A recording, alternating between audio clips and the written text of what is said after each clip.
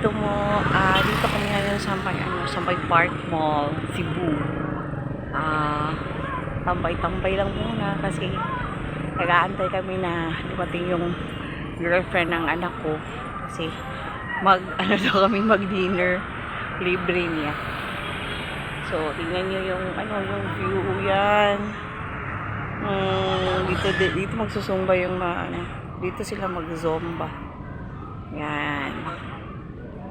See, that is Park Mall. Park Mall, guys. Yan. So, hindi siya masyadong loaded ba. Kunti lang yung tao. Kasi ngayon Wednesday ata.